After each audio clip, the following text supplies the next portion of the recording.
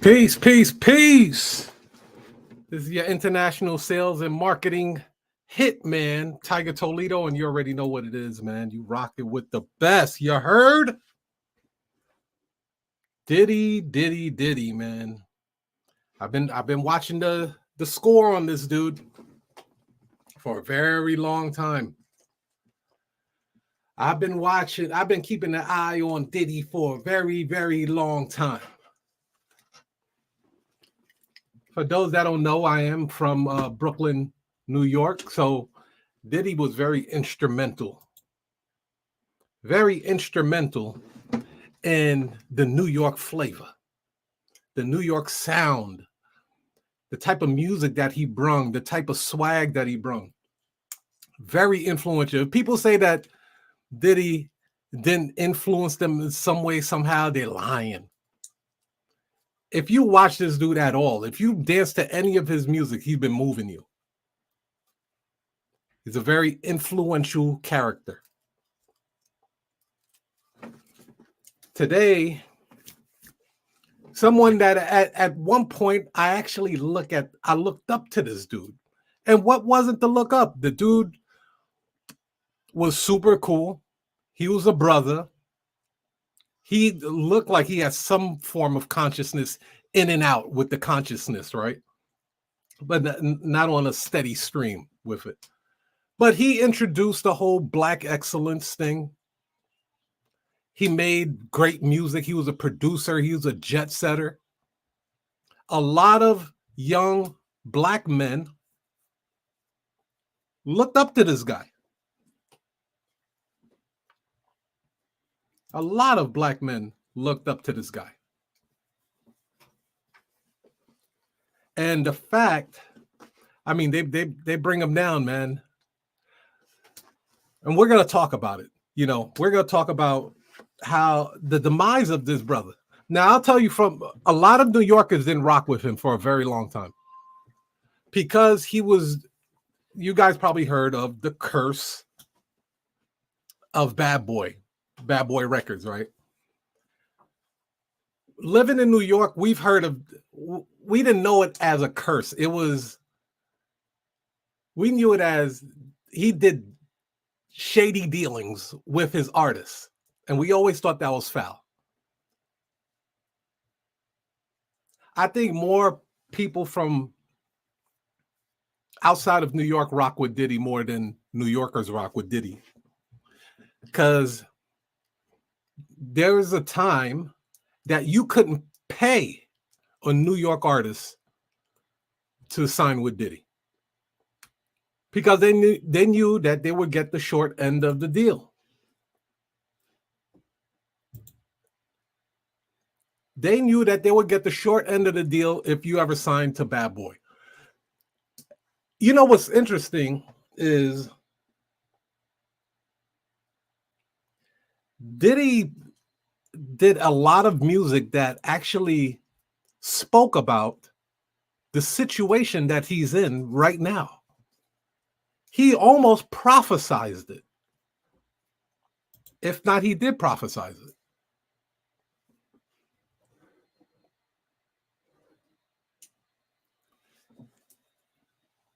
One of my favorite songs, Take This Money, Get This Money, Ain't No Way You Could Take This From Me, that one. His first 4 bars, he's revealing a lot right there. I'll let you guys listen to it. The first 4 bars of Make This Money, Take This. Now, I heard 50 Cent wrote that. I don't know. It's interesting if he did, because in the first 4 bars of that song, he's actually saying what happened to him. I run this city. Tell the cops, DA, and feds to come get me. That's what he said.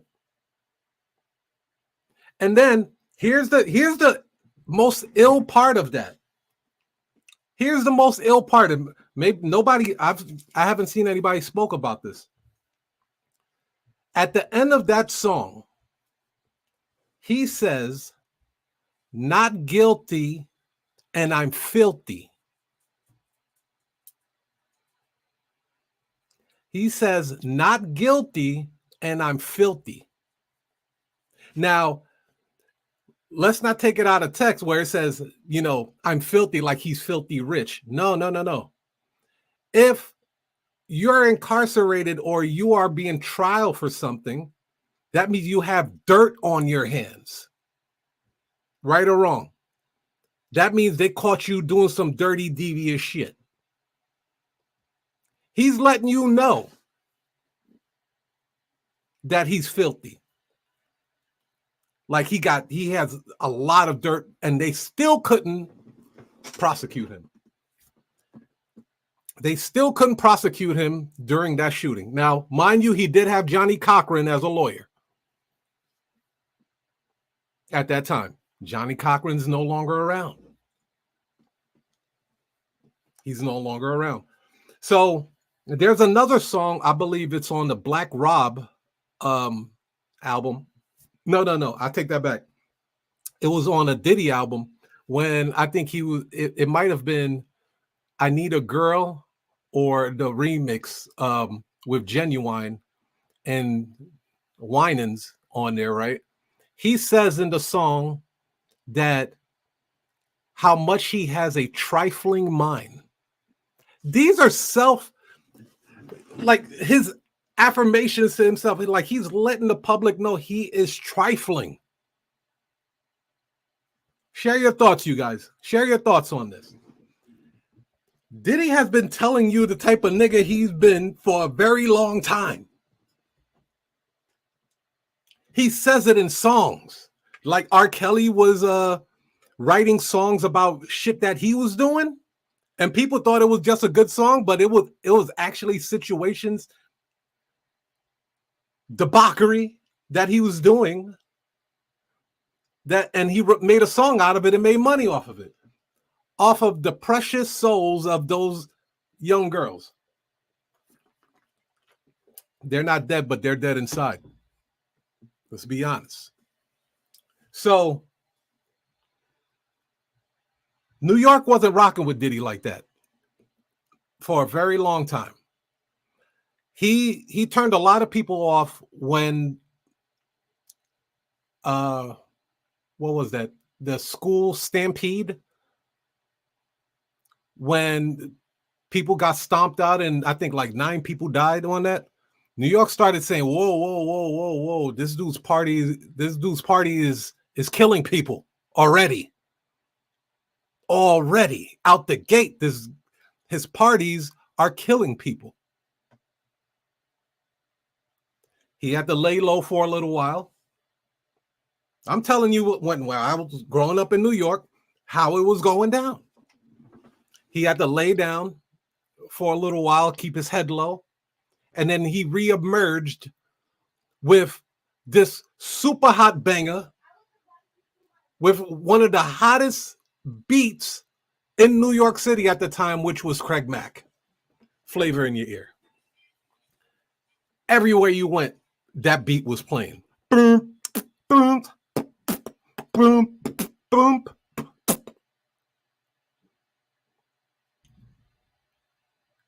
At the time, he was also managing Heavy D. But Heavy D's career was, it was going a different direction than what Diddy was planning. Then he introduces Notorious B.I.G. Now, me being from Brooklyn, I was already geeked that he had a Brooklyn night there. And he was representing BK to the fullest. Baby. So we was already excited about that.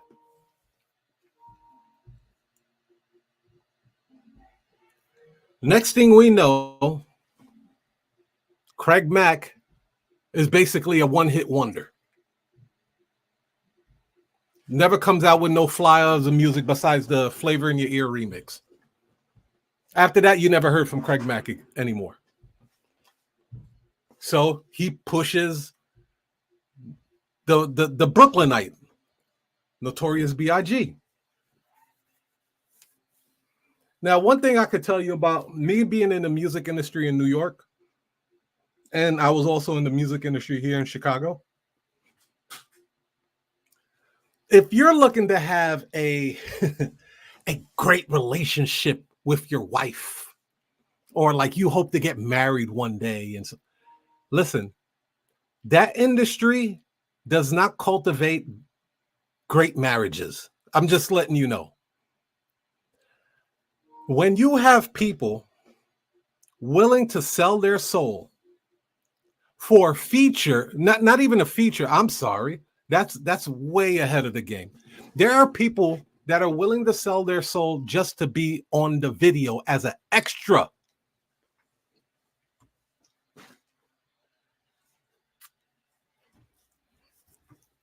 As an extra. They're willing to sell their soul to be in a video as an extra. So we're not even talking about money yet. Listen, I've seen the industry from within. I've seen them bring out people like D'Angelo, who had no name for himself. He did great music, but he had no name. And I saw how they were able to build him up to be the superstar that he was. I seen them do it with Groove Theory. I seen them do it with Bahamadia, Wu-Tang. Who else? The Fugees. When nobody knew who these people were. Now, I'm not saying they sold their soul, but when money is involved, they're going to require some things from you.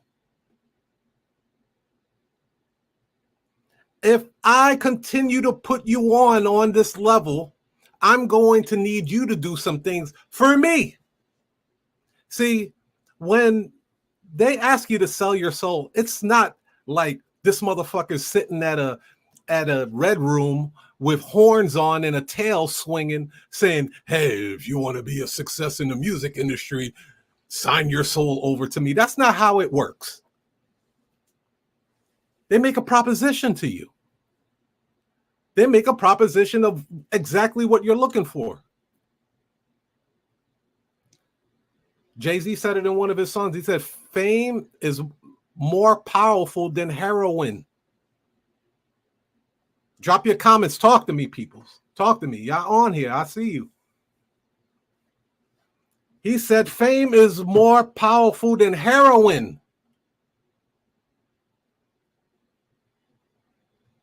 What's going on? So, when we used to do music videos for people, and dude, and I'm not going to call them, I mean, they're women, they're females or whatever, but they were willing to do things that no husband would want knowing his wife or his girlfriend was doing, to get an extra 5 seconds on the camera, to get a close-up on the camera.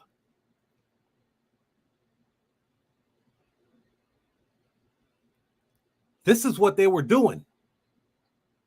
So fast forward, we look at Diddy.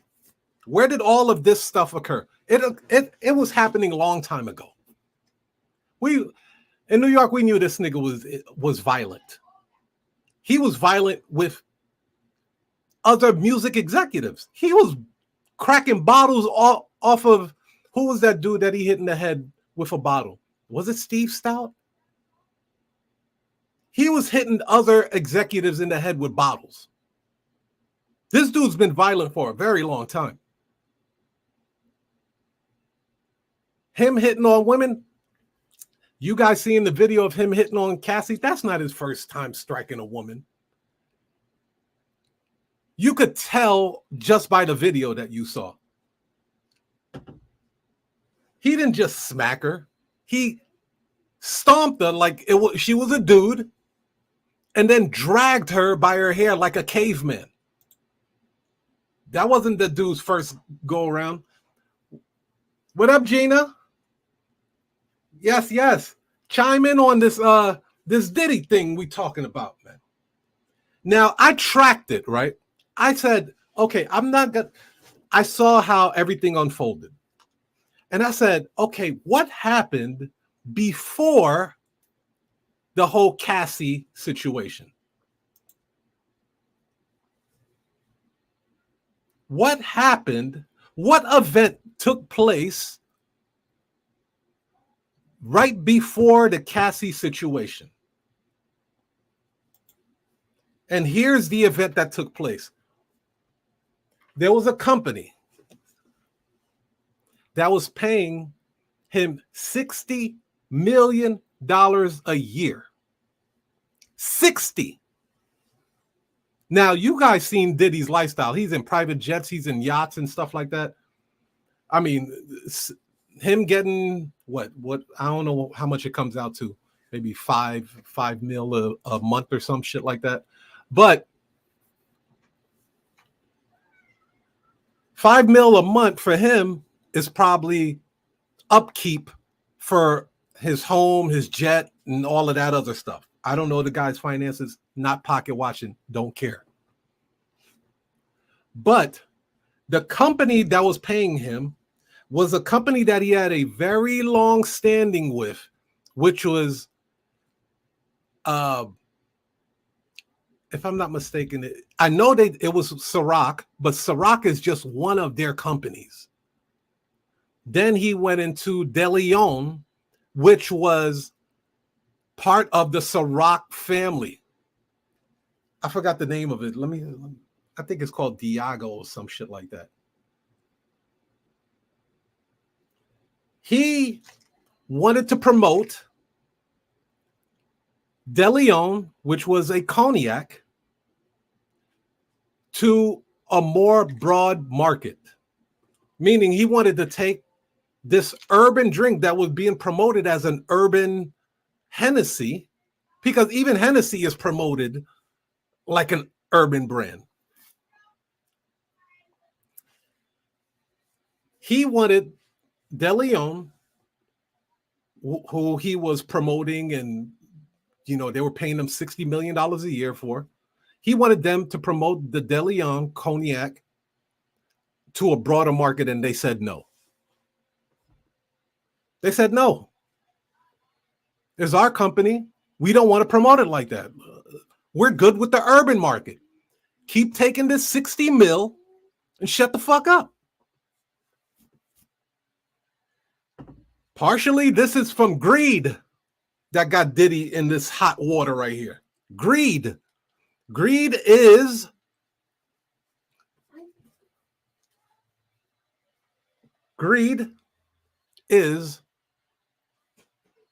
one of the seven deadly sins. It is one of the 7 deadly sins.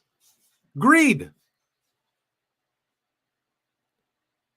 What he does in excess, which is another deadly sin, which is gluttony.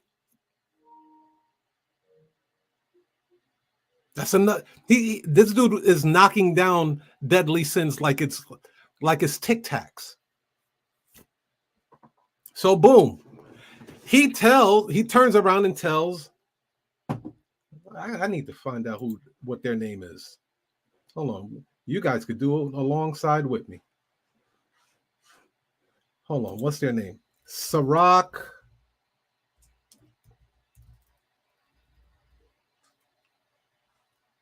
Parent company.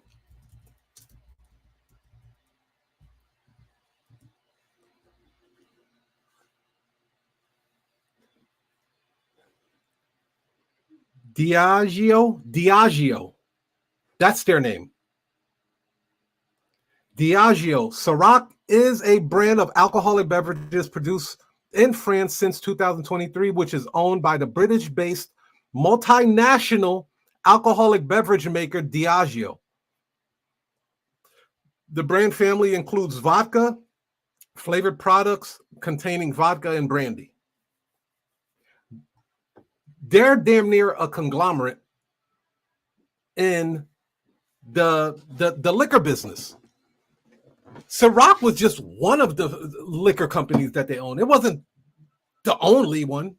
Hey, Don. Yeah, because we need to talk about this, Don. Let's talk about this.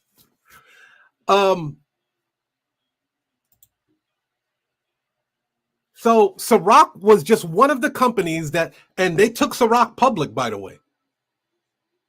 They took Ciroc public. It is a publicly traded company. French Montana actually benefited hugely from the sale of, from the Ciroc going public, because Diddy wind up bringing in French Montana at the tail end of it, and then Ciroc wound up going public.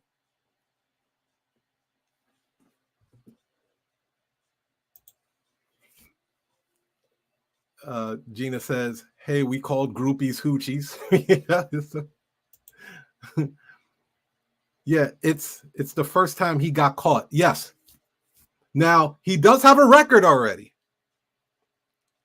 He does have a record, right? But okay, so he upset the status quo. And this is what he told them. Mind you, this guy has made probably hundreds of millions of dollars with this company. Hundreds of millions of dollars with this company. We're going to get deep tonight. He's made hundreds of millions of dollars with this company. If they were paying him $60 million a year, throughout that entire course of Ciroc, the dude had to make hundreds of millions. Now, guess what he told them when they did not want to take the cognac to the mainstream? As if the urban market isn't the mainstream. That's crazy. He told them that he was going to file a racial discrimination suit against them.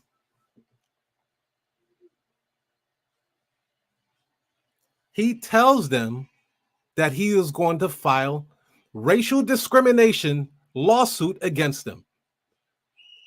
Now, I could tell you where he got that from. I'm gonna put y'all up on game. He got that shit from Jay-Z. If you guys remember, there's the company that made, was it Ace of Spades?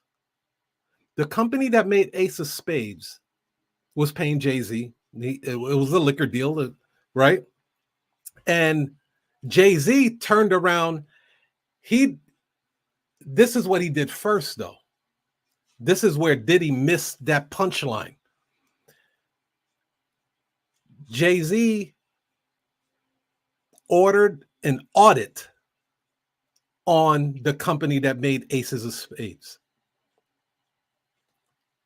He had that company audited, and when he found out after the audit that they were withholding millions of dollars from him, then he turned around and sued them. Now, mind you, it could have turned ugly for Jay-Z as well.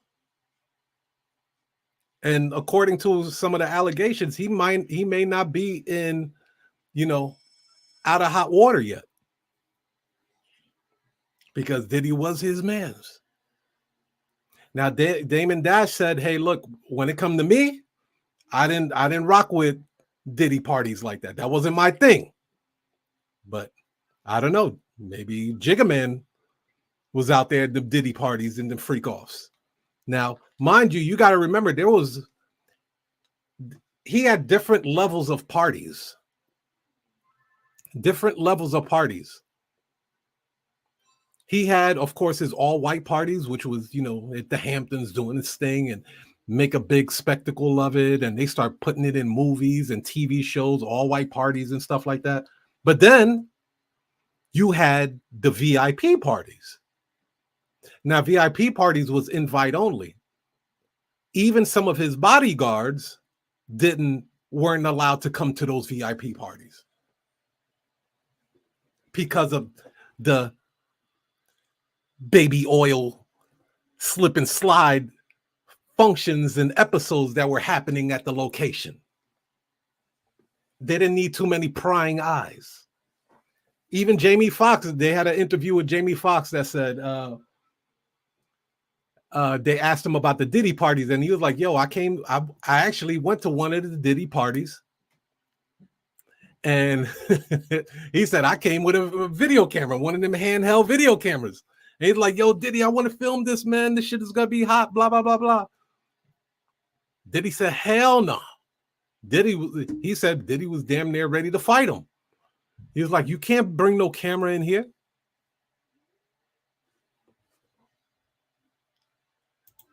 Gina said he was abusive to a few of his baby mamas as well. Absolutely. Absolutely. I heard, when I lived in New York, I heard about Diddy abusing Hilton. I think her name was Miska or Mista Hilton. His first baby mama, the one that was in that, I love it when you call me Big Papa. She's in the hot tub with Diddy. When he says, if you bring your friends and I'll bring my friends and we could all be friends. He's talking to his first baby mama right there. We heard he was beating her ass back then.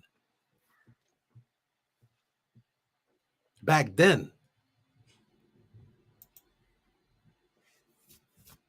But because this dude was in show business and he can make people famous and make them money, people look the other way. They look the other way.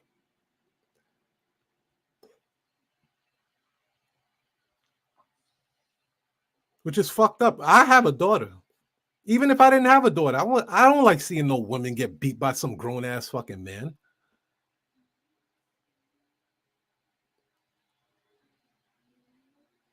But he had that reputation long ago. So boom, he files this lawsuit.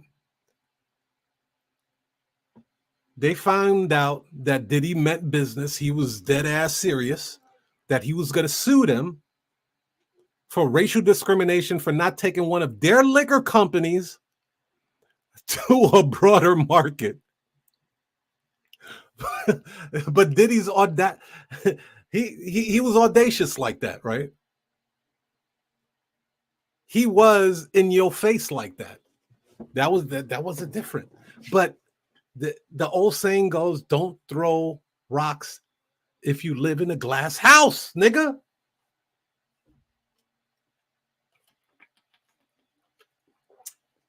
Don't throw rocks if you live in a glass house. You know these niggas had dirt on you.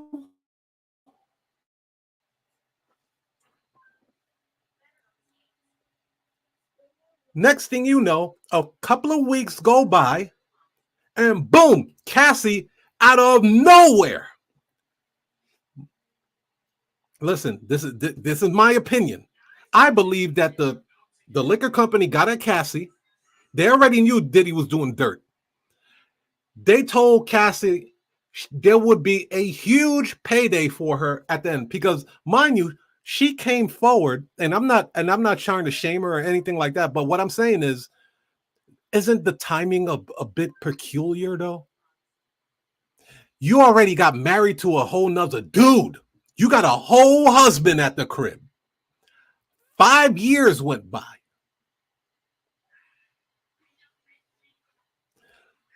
You didn't think about coming forward the first year, second year, third year, fourth year, but at least she came out to blow the hatch off of it. But hear me out for a second. What you guys saw on TMZ of Diddy hitting Cassie was not sex fucking trafficking. Okay? Let's talk about it. What you guys saw was domestic abuse. Domestic abuse. Domestic misconduct. That was not a federal. That wasn't something that warranted federal agencies like Homeland Security to look at it. It was a domestic dispute. No. That was just to get the wheels moving in the right direction. See, you have to understand, when people got bread like that, especially if you have publicly traded companies like that, you got politicians in your pocket, man. You're lobbying Congress, Supreme Court. You're getting judges put into office. You're contributing large amounts of money to presidential campaigns so you stand out. You guys remember when, rest in peace, Trayvon Martin got assassinated by Zimmerman? There was a law that kind of warranted Zimmerman to do what he did to Trayvon Martin, right? Out there in Florida.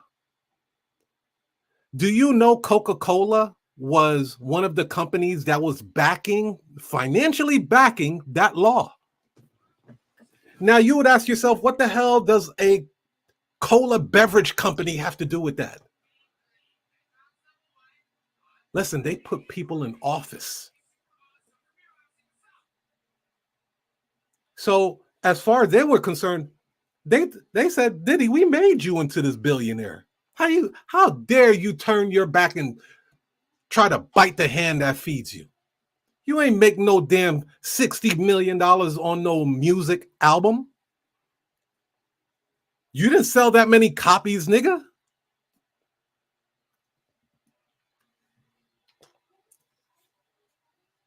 Your albums didn't go diamond. And you're going to turn around and attack us on this, and you have dirt on you? Okay. Let's start putting some things in motion. Somebody get Cassie on the phone. Cassie, we can promise you that we'll get you a substantial amount of money if you go and proceed with the allegations that you've been crying about for a very long time. I'm sure Cassie told many, many other people about this, but they couldn't do anything. Well, these people could do something. They could put somebody in office. So Cassie comes out and talks about it in great detail. Then another guy, Lil Rod, comes out, speaks about it, great detail. It's building. Then you have a brother by the name of Gene Deal, who was Diddy's bodyguard for damn near, I think, like 7 years or 7 to 10 years or something like that. He's coming clean about the whole situation. And he probably was the first one to talk about Diddy being a scandalous piece of shit.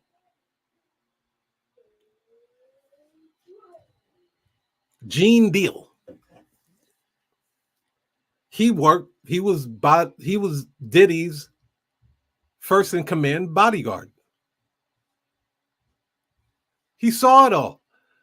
And he checked Diddy a couple of times. So he says.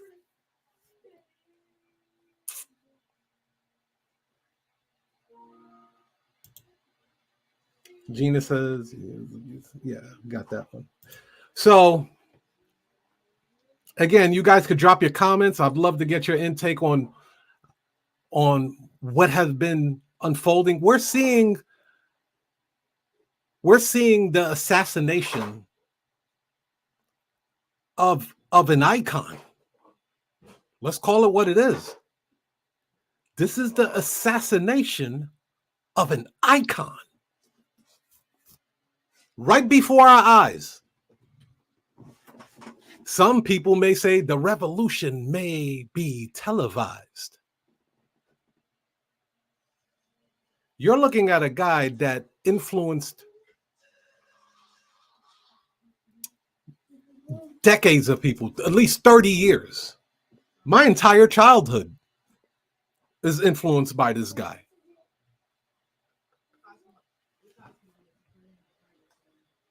And I'm seeing another great in what he did, hitting women and shit. That shit is whack as hell. But I'm seeing a person like a Bill Cosby go down, and whether it's being sabotaged, of course, they'll bring the NBC situation to the Bill Cosby thing, but I find it very funny that motherfuckers waited for Hugh Hefner to die to start coming out with all of this fuckery this guy's been doing all his life. Oh my God.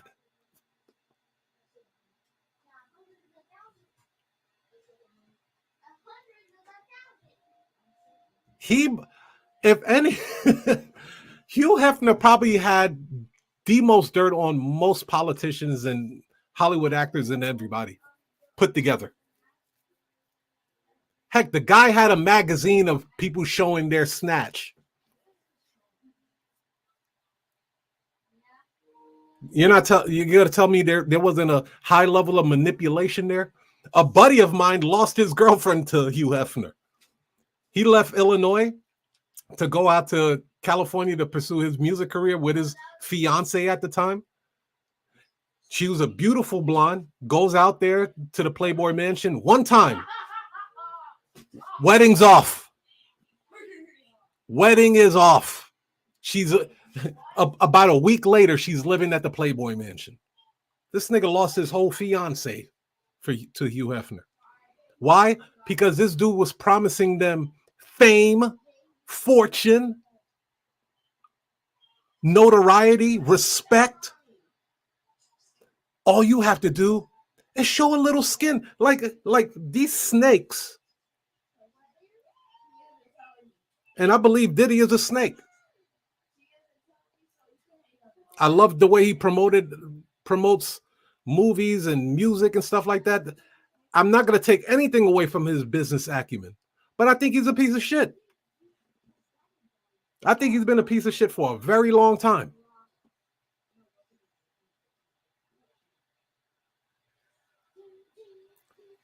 These guys will get a person that just wants to be somebody, wants to be respected. That's why I didn't have much respect for the music world, man, because the music industry is, they call it the devil's playground, and they also call Hollywood the devil's playground. They manipulate innocent people, man. And they can turn a good person bad. They'll take a beautiful, innocent person that just wants to be respected in life, that enjoys the craft of either making music or playing whatever, and they will exploit that. They'll exploit it to the point where you're sleeping with people you don't know. They're pumping all type of drugs in you that you have no clue the effects of it. They're shoving alcohol down your throat.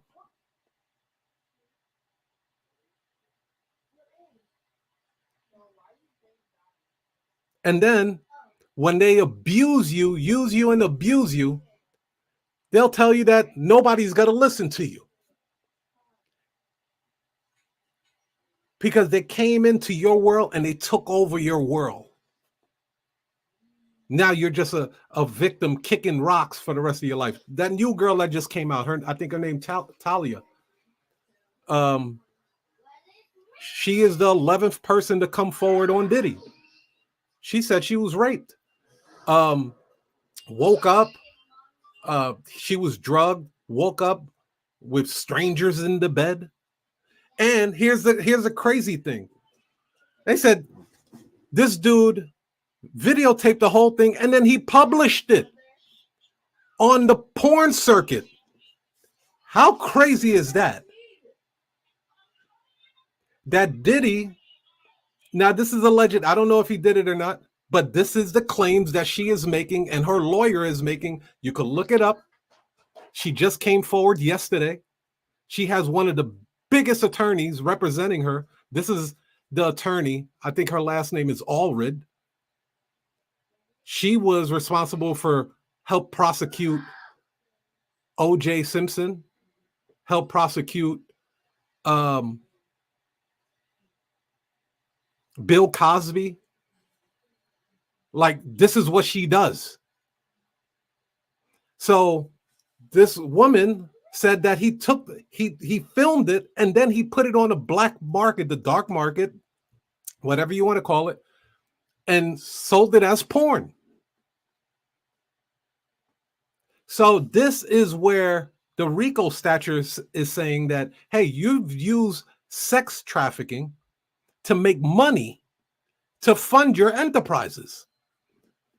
So say he got I don't know. Let's just say he got 20 million for that video, because there is a market for those type of snuff films. If you don't believe me, look at the movie 8mm with Nicolas Cage.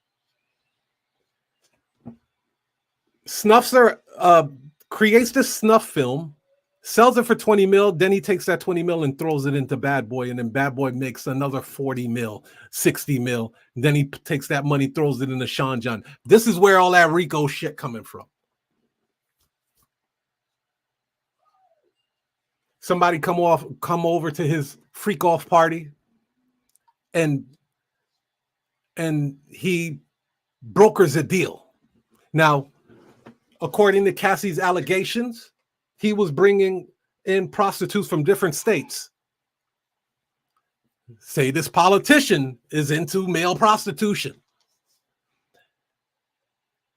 Diddy comes over to the congressman or senator and says, "You see anything you like?" Well, kind of like that one right there. I'll make it happen.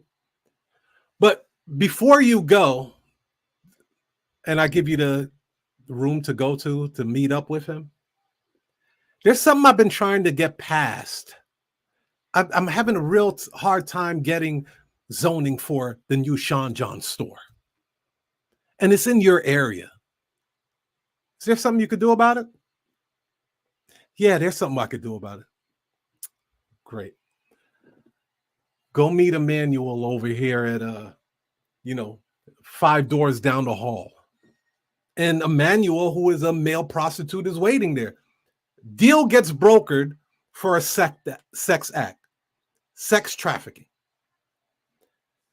So if you guys think all of that was happening just because Cassie, and they revealed a video of Cassie getting assaulted by this dude, it's way bigger than that. Now, the question is, does it stop at Diddy or does it keep going on? Meaning, do they want a bigger fish than Diddy? Or will Diddy suffice? What do you think? Do you think there's a bigger entity? Because there are rumors out there that says Diddy had a handler. Now, we know of 3 handlers. Well, at least I know of 3 handlers that he had, and one of them is deceased. Andre Harrell, rest in peace. Russell Simmons, who obviously took off to another country because his ass didn't want Surviving Russell Simmons documentary come out. That nigga went on running. So that says a lot. And this was one of Diddy's mentors. And the last one, Clive Davis. Now, he's always looked fruity to me.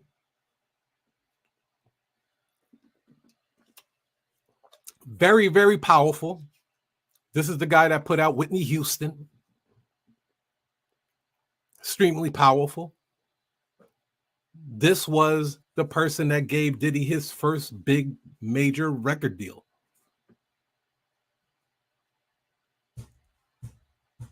I could totally see Clive Davis really enjoying himself at those freak off parties.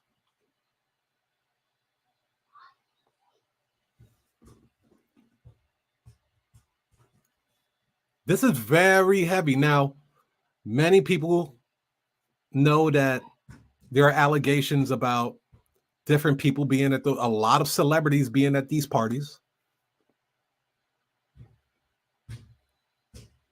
There are allegations that he assaulted Justin Bieber.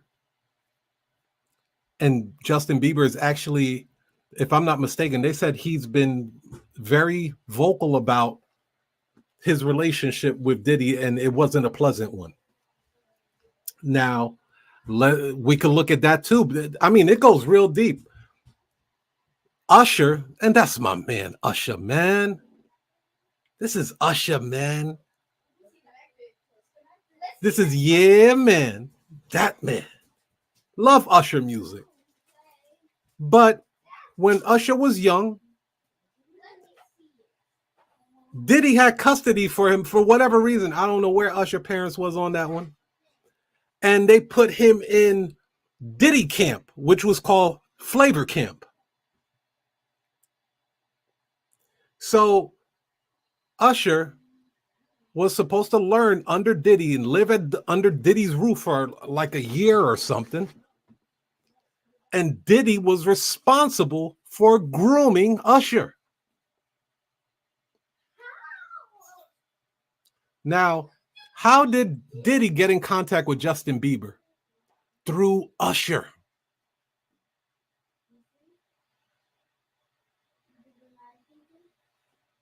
There's a report that Usher went to the hospital because there seemed to have been some type of sexual abuse done to him. And after that, they pulled him out of Flavor Camp.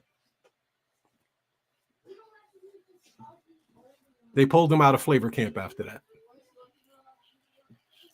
You have that one girl from Making the Band, I think it was called, that old day girl. She's been crying out that Diddy's been very abusive towards her. Dawn Richards, who was also an artist on his label, said that she was physically abused as well. You know, sometimes that's all it takes.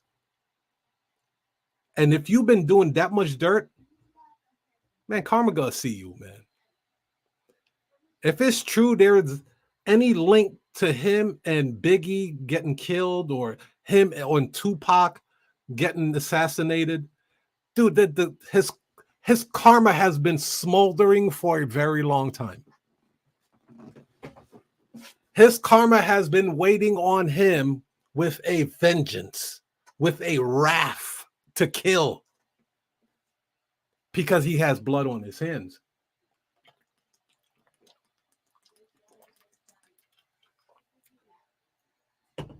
He has blood on his hands. And I'm going to say this about 50 Cent. I'll say this about 50 Cent. We know you ain't clean either, nigga. Mr. G, you nick. We know your hands ain't clean either. Be careful. Right now, you bring a lot of attention to yourself.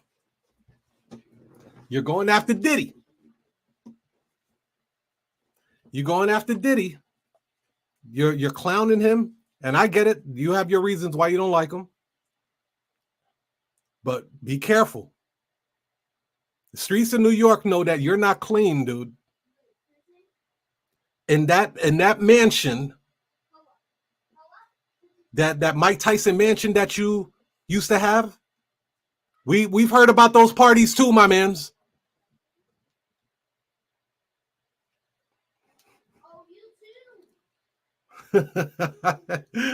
Don, that's funny. He said 50 is kissing a white guy in the pictures. So, hey, I'm sure Diddy did even more with white guys, black guys, Asian guys, whatever guys that can close that deal.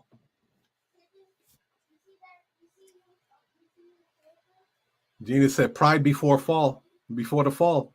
Man, listen. He even says in that song, he said, cats want to leave me for dead. You're coming with me. Come on. See, I don't want to get flagged for that song. Listen to that song. It is a self-prophesying, prophetic song. He's talking about what he is going through right now. Make this money. Take this money. Ain't no way you could get. Listen to that song.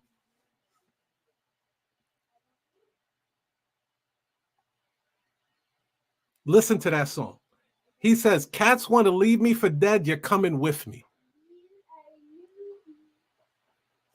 Did they not leave Diddy for dead? Is anybody coming to this guy's rescue right now? Anybody? Nope. Nobody. Nobody is speaking up for Diddy except the only person I saw speak up for Diddy is Stevie J.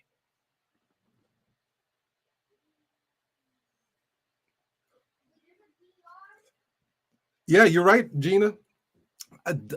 There's a lot of people going down with Diddy. I promise you this. And I hate to say this about Harlem. I hate to say this about Harlem. But there has been records of huge kingpins from the Frank Lucas to Nicky Barnes to Alpo.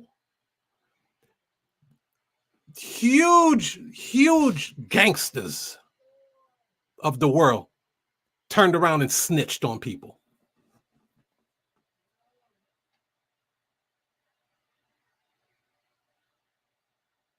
Harlem, I love y'all, but correct, y'all know that's the truth.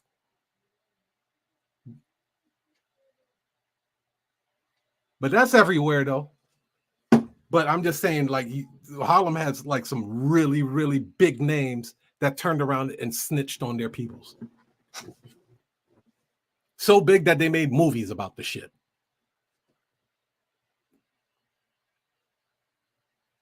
So I heard, yeah, Gina, I heard that as well, that they're looking at his son now, that he may have participated in some of those sex crimes. This nigga Diddy, boy. You would even put your own kids in that? You would put your own... This dude would sell his kids to the highest bidder then.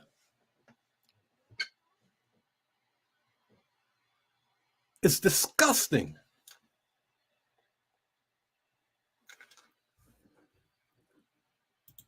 It is disgusting that he would do something like that. Put your own kids. If it's true, we're going to find out. Listen, this is 2024 is Diddy's year. I promise you that. It's all about Diddy and the presidential election. Those two will be etched in history. We're either going to get the first Black woman president, which will be monumental by itself, and then a downfall of an icon.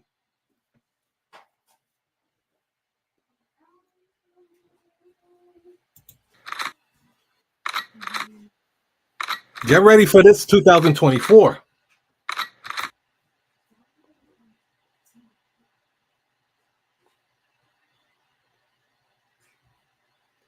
This dude has been doing dirt for a very long time. And the music industry, they just don't, they're all about themselves. If you're looking for a good, wholesome person, it's not going to be in the music industry.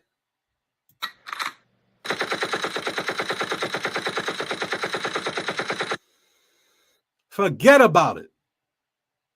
You ain't going to find them in the music industry. I personally almost lost my marriage because of that stupid music industry bullshit. That industry demands so much of your time, so much of your energy. Every party you go to or every function you go to can be that breaking point where things go from 0 to 100 really fast. But there's no loyalty there.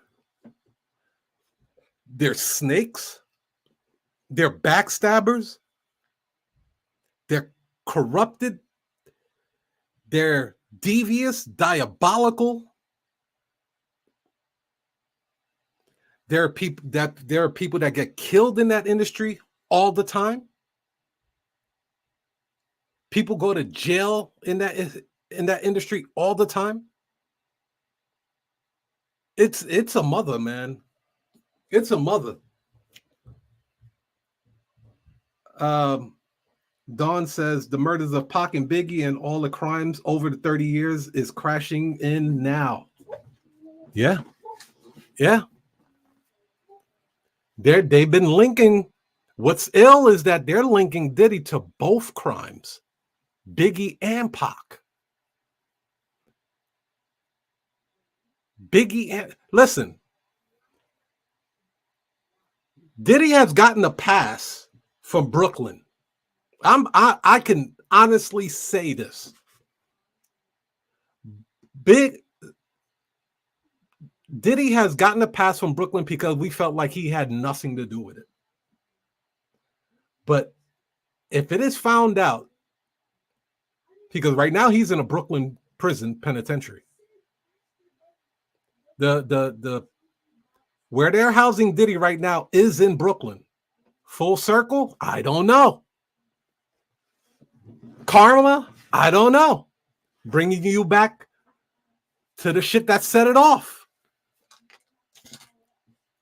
There's a lot of allegations that said that Diddy and Biggie were about to break up. Biggie wanted to start his own record label. As we've seen before, Diddy has held people's publishing ransom. He did it to the Locks. He did it to Mace. He did it to a lot of other artists that they just never were able to get the rights to their own music. They could not own their masters. Diddy was their master. So Biggie found a way to keep his publishing because through Junior Mafia. He was writing the music for Junior Mafia. So because Junior Mafia technically wasn't on the label for Diddy with a publishing deal, he was able to keep all the masters for that. So technically they didn't trust each other anymore. They didn't like how things were unfolding.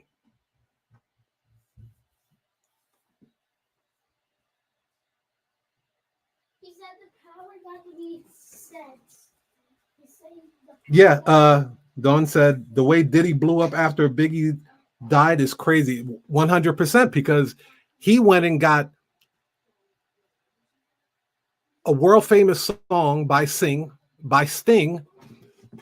called Every Breath You Take, which was recorded by the Police.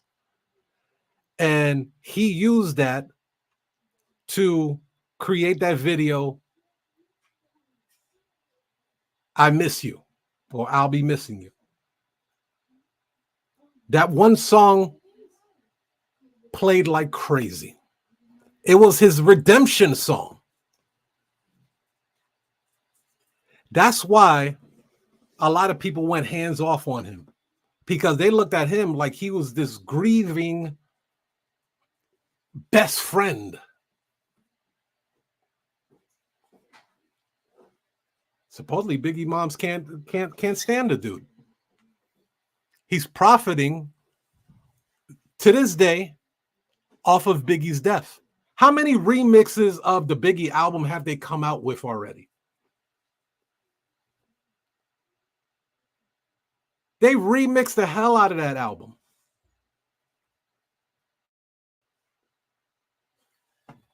He's selling remixes to people.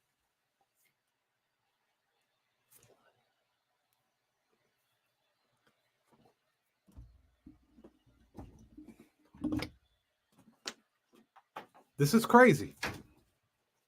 He said the way he was dancing in the video is scary now. Yeah, in hindsight, ain't it? I'm telling, man, this dude may have been the henchman for the devil himself. He may have been one of the lieutenants for Satan himself.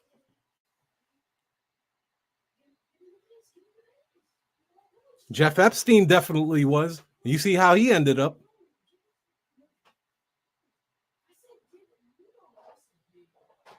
Cat Williams said it on Shay Shay, Club Shay Shay. He said it's coming to pass. It's time to wash these cats up. It's time to wash them up. It's despicable what they do in that industry, in that music industry. And I could just imagine what they do in Hollywood. AKA Harvey Weinstein.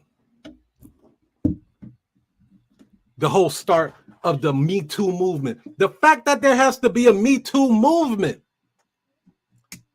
is disgusting.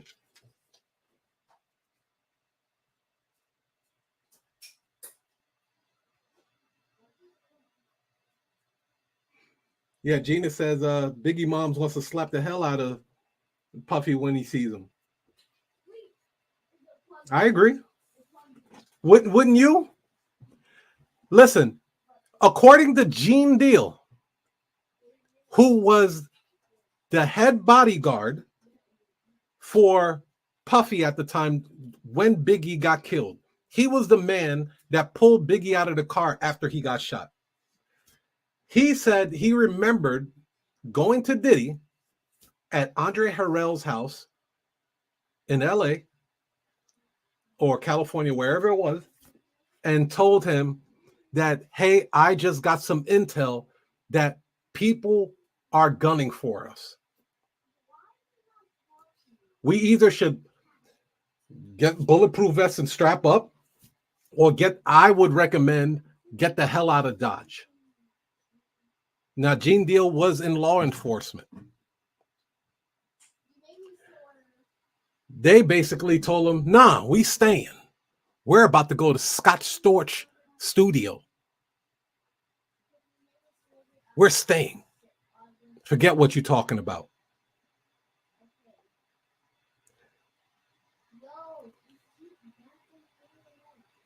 New Yorkers knew that California wasn't the place that you really want to be going at that time. Correct me if I'm wrong, Gina. California, you did not want to be in California if you was from New York at that time.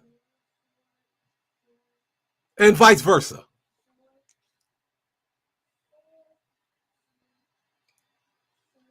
People say that the East Coast, West Coast thing was a media thing. The media started that thing. Well, whether they started it or not, it was real. It was real. People were really getting hurt out there. Snoop Dogg and the Dog Pound came to film. I don't know if you remember this, Gina. Dog Pound and Snoop Dogg came to Manhattan to film the kicking of the buildings, right? New York ain't always what it seems. That shit.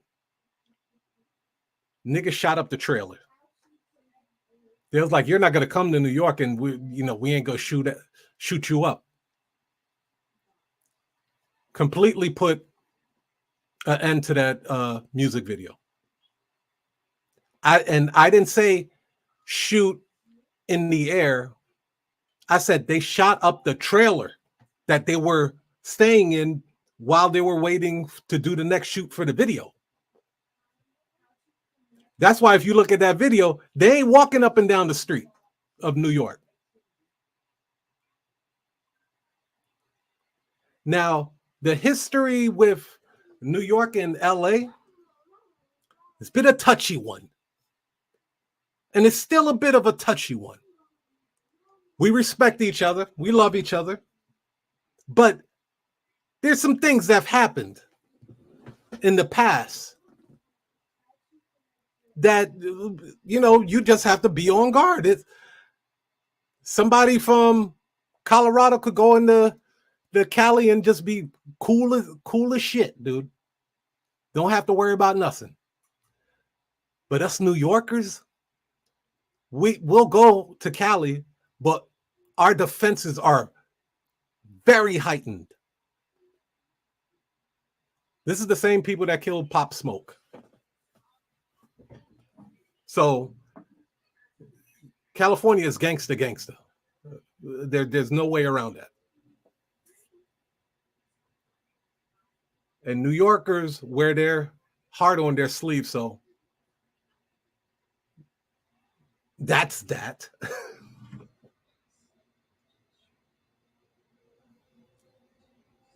Yeah. Yeah. It was serious, Gina. It was serious, man. That's where you heard that whole ghetto pass shit. That's where that whole ghetto pass thing came from. That East Coast, West Coast thing. And like, who did you check in with? Who you here to see? Jay-Z said, don't go dying for your block that you don't own, that your mama live in. That's what he said. Don't go dying over the block that your mama live in.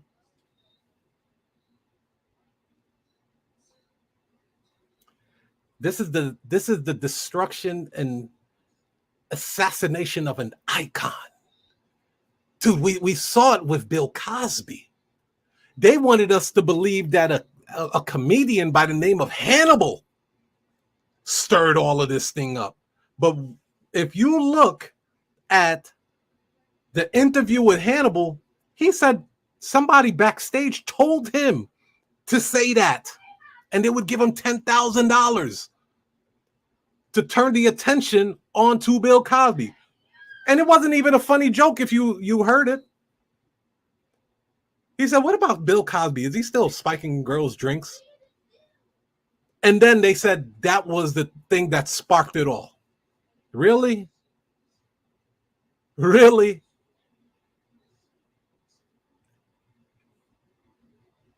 Again, they're saying the same thing with the Cassie situation. That's the thing that sparked it off.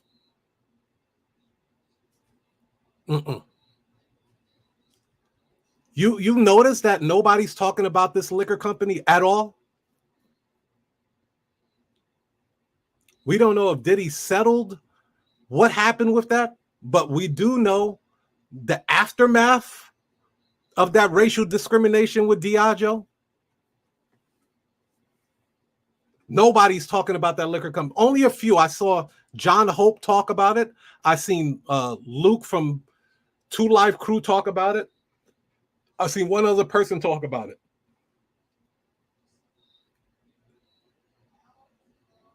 They're the ones that started all of this. And I can let you know right now, it's not over by a long shot. So I hope you guys enjoyed this stream. Thank you guys for rocking with the kid. I hope you'd enjoyed it. Thank you guys for the participation and the interaction. That was great. I will talk to you guys on the flip side. You heard? Peace.